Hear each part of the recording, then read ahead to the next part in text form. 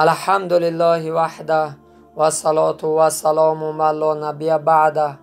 اما بعد، امروز بهر شما عزیزان دل یک احادیث را از سرور کائنات حضرت محمد مصطفی صلی الله علیه و آله و سلم بیان میکنم.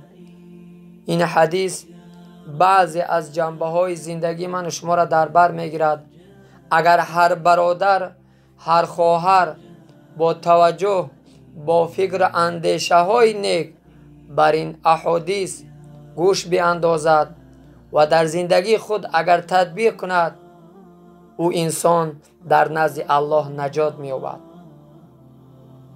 پیامبر در اول احادیث قسم می‌خورد، میگوید قسم به آن ذاتی که جان من در ید قدرتی اوست. عزیزان دل، پیامبر حاجت به قسم خوردن ندارد، لیکن وقتی که برای عمل پیامبر قسم می‌خورد، این برای تأکید است. من تو باید اندیشه کنیم، فکر کنیم که خیلی چیزی مهمه که پیامبر قسم یاد کیسه است.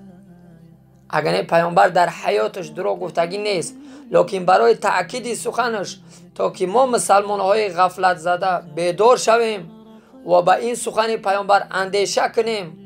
حضرت رسول اکرم صلی الله علیه و سلم قسم میخورد، میگه قسم به آن ذاتی که جان من در ید قدرتی اوست، هر انسانی که صدقه میکند مالش کم نمی شود.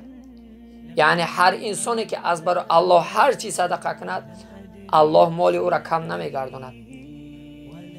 نگاه کنید، هر انسانی که خالص مخلص از برای الله صدقه میکنه، الله جایی که اون بنده خالی میکنه صدقه میکنه، الله جای او را پر میکنه.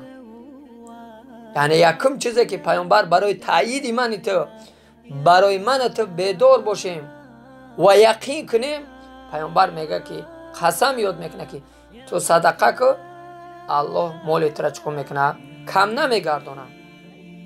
یعنی از این طرف صدقه میکنی، از اون طرف الله مال تا پر میگردونه.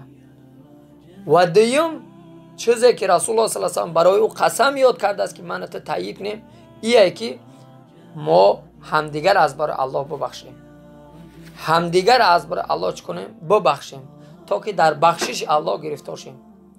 من شما در دنیا اگر یک برادر، یک خواهر از برای الله میبخشیم، الله بخشش به سر من تو روان میکنه، الله من تو در بخشش خود گرفتار میکنه.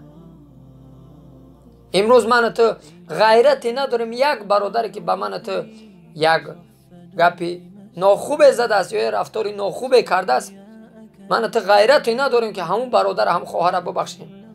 بعدا چگونه امید کنیم که فردای قیامت الله من تو را ببخشه، در حالی که ما یک بنده الله نمیخوایم ببخشیم؟ به همین خاطر دوم چیزی که پیامبر به او قسم یاد کرده است و تایید کرده است که همدیگر از برای الله ببخشه، در بخشش الله گرفتار میشه، یعنی الله شما را میبخشه.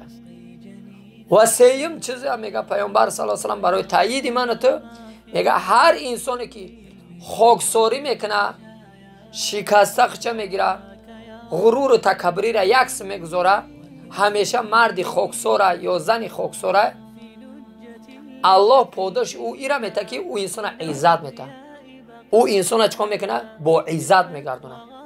هر انسانی که در خودش، در خلقش، در رفتارش تواضع و خاکساری را ایجاد میکنه، کبر و غرور را یک طرف میگذاره، الله او را عزت میته. الله متعال همه من شما را بر این سه عملی که حدیث رسول اکرم صلی الله علیه و سلم است، الله نصیب روزی بگردونه. آمین.